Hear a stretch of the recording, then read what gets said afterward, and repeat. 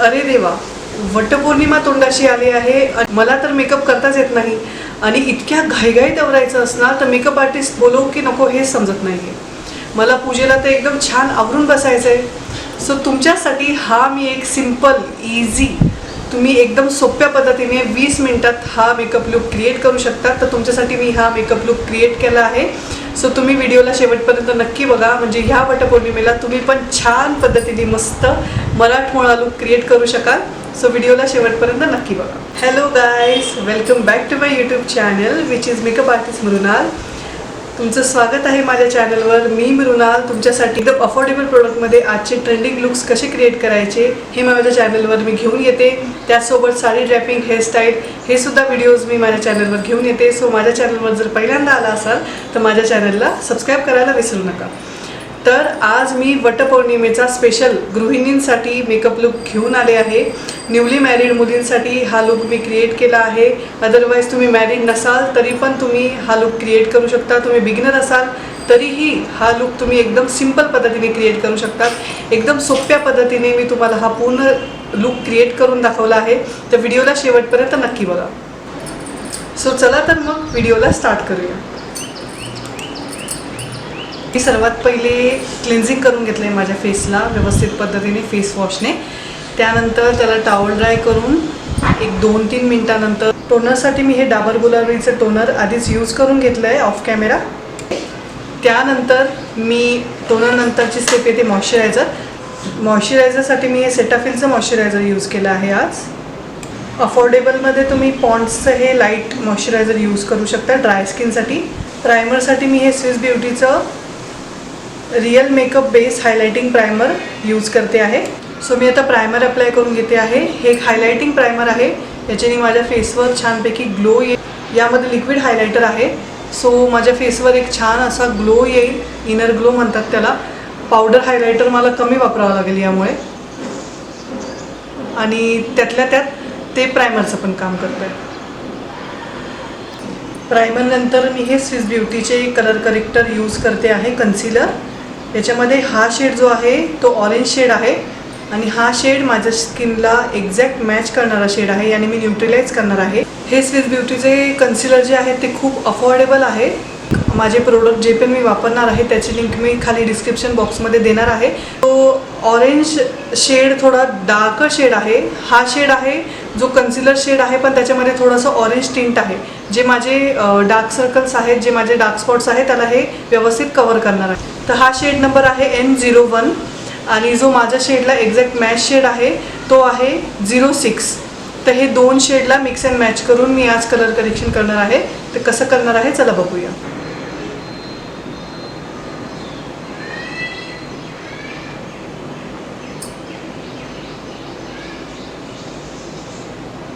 माझे जिथे पण डार्क सर्कल्स आहे, डार्क स्पॉट आहे, तिथे मी हे ऑरेंज कलर करेक्टर लावून घेणार आहे.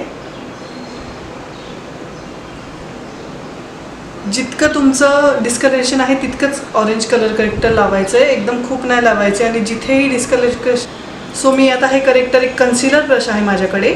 हा आहे प्रो आर्टचा कन्सिलर ब्रश AK88 हा नंबर आहे. याने मी ब्लेंड करणार आहे. तुम्हाला लक्षात ठेवायचं आहे, तुम्हाला कलर करेक्शन जिथे पण गरज आहे ना तिथेच ब्लेंड करायचं आहे. तुम्हाला पूर्ण असं पसरवत खाली नाही न्यायचं आहे. आणि जर तुम्ही बिगिनर असाल तर तुम्ही फिंगरच्या मदतीने पण ब्लेंड करू शकता.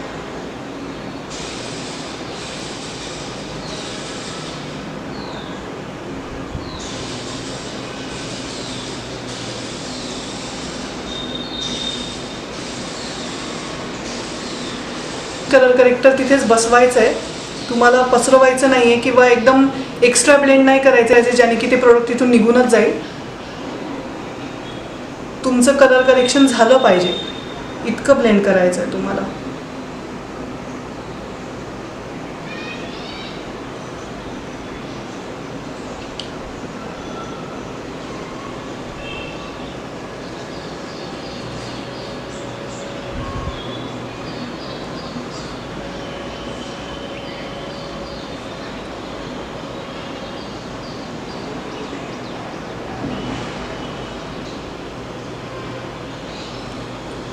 अशा पद्धतीने तुम्हाला कलर करेक्शन करून घ्यायचं आहे. त्यानंतर मी स्विस ब्युटीच्या 06 नंबरने हे सगळं कन्सिलर जे आहे त्याला न्यूट्रलाइज करणार आहे.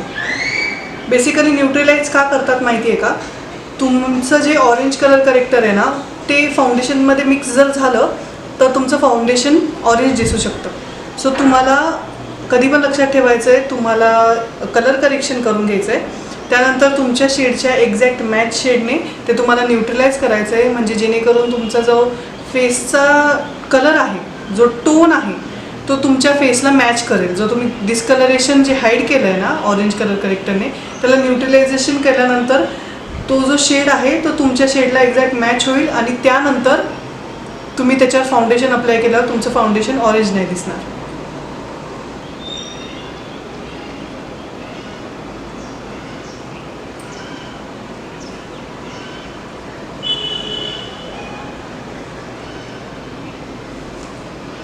जिथे पण मी कलर करेक्शन केलं होतं तिथेच आपल्याला कन्सिलर अप्लाय करायचं आहे. त्यानंतर त्याच कन्सिलर ब्रशने मी त्याला ब्लेंड करणार आहे.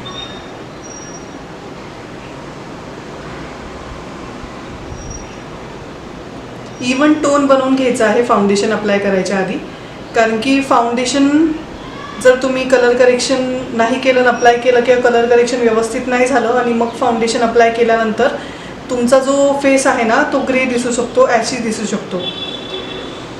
तर त्यामुळे तुम्हाला कलर करेक्शन करणं खूप इम्पॉर्टंट आहे.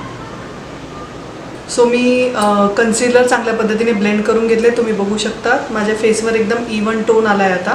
आता यानंतर आपण फाउंडेशन अप्लाय करायचं आहे. सो फाउंडेशनसाठी मी Maybelline fit me foundation apply करते आहे. 220 आणि 128 शेड, हे दोन्ही शेड मी मिक्स अँड मॅच करून माझा एक्झॅक्ट मॅचिंग शेड बनवून घेणार आहे आणि तो माझ्या फेसवर अप्लाय करणार आहे.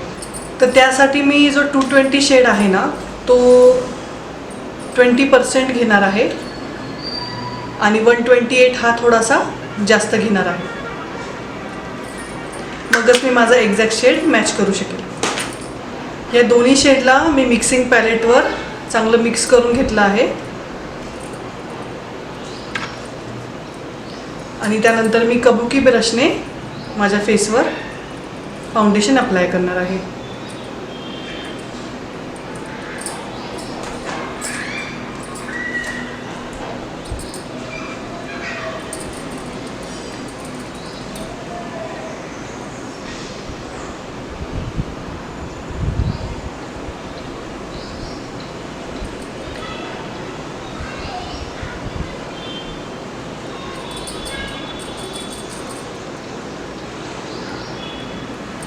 फाउंडेशनचा जितका थिन लेअर असेल ना तितकं तुमचा बेस असा नॅचरल दिसेल, स्किन लाईक दिसेल.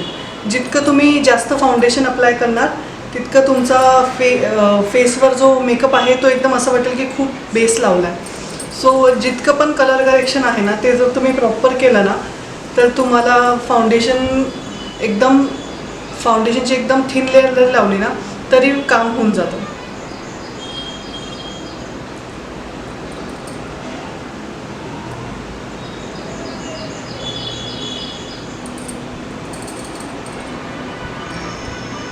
फाउंडेशन व्यवस्थित अप्लाय केल्यानंतर एक डॅम ब्युटी ब्लेंडरने मी पूर्ण ब्लेंड करून घेणार आहे. ब्युटी ब्लेंडरला काही नाही, एका नळाखाली धरायचं आहे आणि त्याच्यामध्ये स्क्वीज करून घ्यायचं आहे छान पद्धतीने. तो फुगून मोठा होईल, छोटा असतो, त्याच्यानंतर तो थोडा पाणी जाऊन मोठा होतो आणि त्यानंतर त्याला चांगल्या पद्धतीने स्क्वीज करून घ्यायचं आहे. त्याच्यामधलं सगळं एक्सेस पाणी काढून घ्यायचं आहे आणि एकदा टॉवेलमध्ये एकदा स्क्वीज करून तुमचा ब्युटी ब्लेंडर रेडी होऊन जातो तुम्हाला यूज करण्यासाठी. त्यानंतर मी हे स्विस ब्युटीचं कन्सिलर घेतलं आहे हायलाइटेड करण्यासाठी. 04 नंबर याचा शेड आहे. स्विस ब्युटीचं 04 नंबरचा शेड आहे. याच्याने मी माझे पॉईंट्स हायलाईट करून घेते आहे. सो पहिले मी फोरहेड हायलाईट करणार आहे, bridge of nose, China, under eye,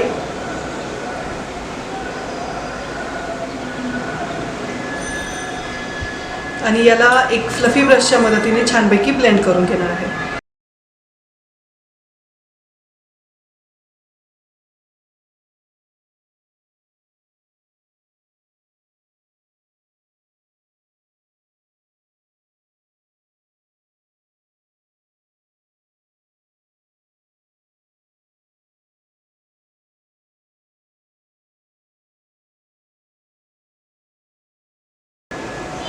त्यानंतर मी पूर्ण बेस सेट करण्यासाठी लूज पावडर यूज करते आहे, मेबलिन फिट मी लूज पावडर.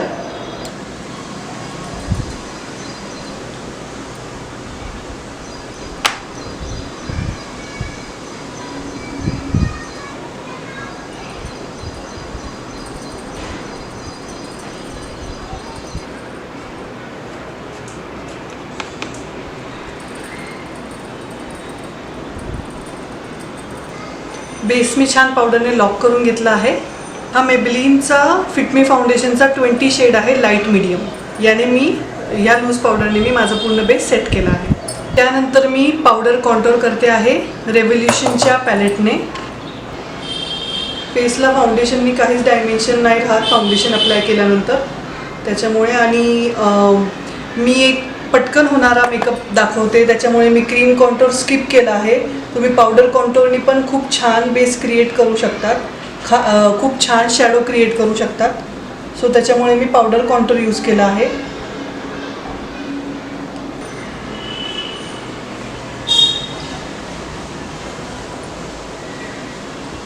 आणि खालच्या बाजूला ब्लेंड करायचं आहे, कधी पण वरच्या बाजूला नाही न्यायचं आहे. फोरहेड जर मोठा असेल तर तुम्हाला फोरहेड पण कॉन्टोर करायचं आहे. नोज पण कॉन्टोर करून घेते मी.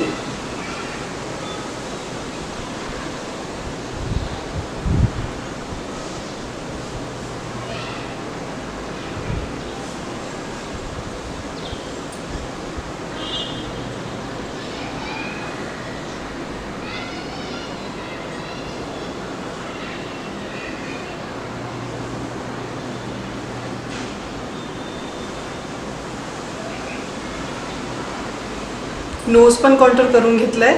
त्यानंतर आपण पावडर ब्लश अप्लाय करणार आहोत.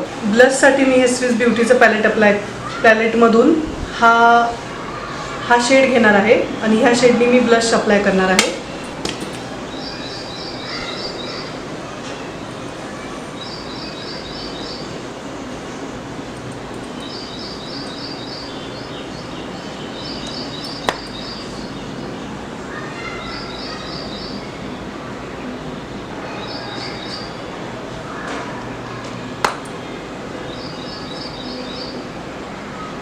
त्यानंतर मी हायलायटर अप्लाय करणार आहे. त्यासाठी मी हे मेबलिनचं मास्टर क्रोम हायलायटर अप्लाय करते आहे.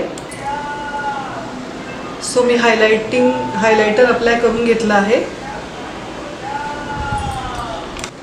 मी हे स्विस ब्युटीचं मेकअप फिक्सर अप्लाय करते.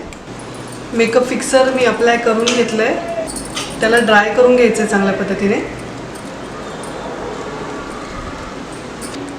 आयब्रो फिलिंगसाठी मी हे PACचं eyebrow filling packet eyebrow filler use करते आहे. याच्यामध्ये हे 4 शेड येतात.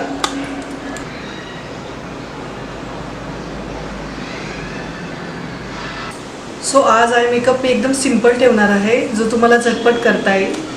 आय मेकअपसाठी मी स्विस ब्युटीचं पॅलेट घेते आहे. यामधून आहे ना मी एक थोडासा असा पिंकिश शेड आहे ना, त्याला न्यूड शेडसोबत मिक्स करणार आहे आणि त्याला पूर्ण लिडवर माझ्या अप्लाय करणार आहे.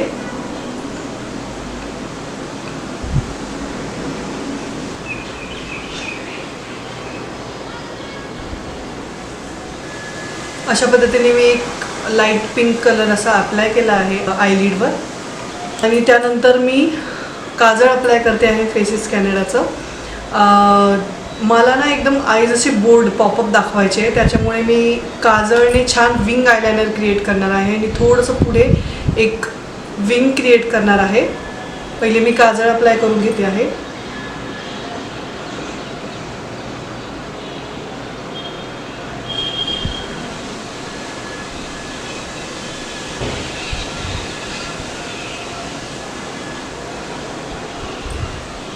नंतर मी याला थोडंसं विंग करणार आहे आणि थोडंसं लोअर लिडला पण मी ना काजळ अप्लाय करून घेते आहे.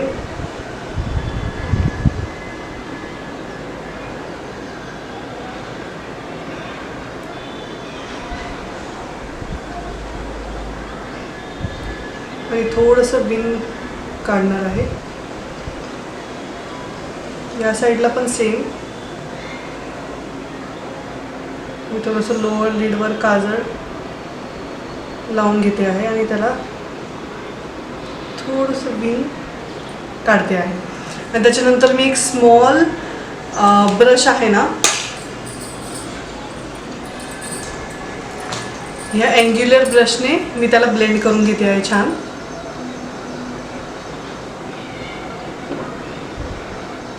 तुमच्याकडे हा ब्रश नसेल तर तुम्ही स्मॉल पेन्सिल ब्रश पण यूज करू शकता. हा असा ब्रश पण यूज करू शकता तुम्ही. मी याला छान पद्धतीने ब्लेंड करून घेतलं आहे. त्यानंतर मी थोडासा पुढे विंग काढणार आहे. मी ऑफ कॅमेरा विंग अप्लाय केलं आहे कारण की मला मिरर एकदम जवळ धरावा लागला आणि तुम्हाला कॅमेरामध्ये सगळा मिररच दिसला असता. त्याच्यामुळे मी हा विंग क्रिएट करून घेतला आहे. आयलायनरच्या मदतीने केला आहे हा. सो यानंतर मी मस्कारा अप्लाय करणार आहे. मस्कारा अप्लाय करायच्या आधी मी लॅशला छान पद्धतीने कर्ल करून घेणार आहे.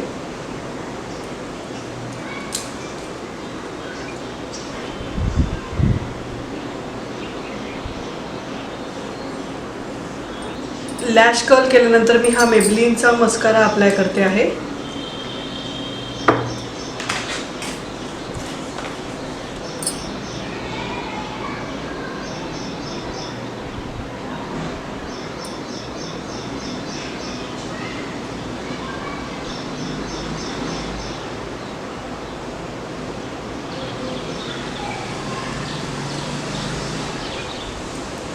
तुम्ही बघू शकता इन्स्टंट डिफरन्स किती येतो ते.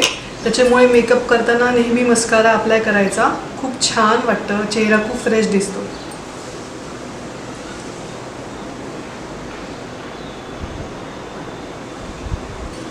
लिपस्टिकसाठी ना मी हा एक शेड वेस्ट साईडमधून घेतला होता. मला आता शेड नंबर NUBR01 असा शेड नंबर आहे.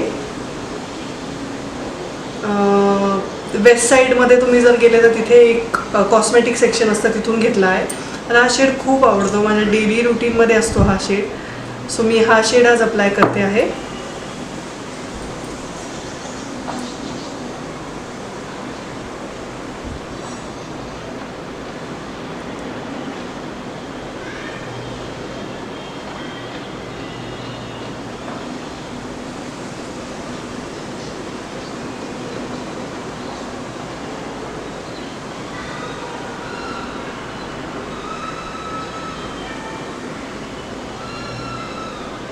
लिपशेड खूप छान आहे.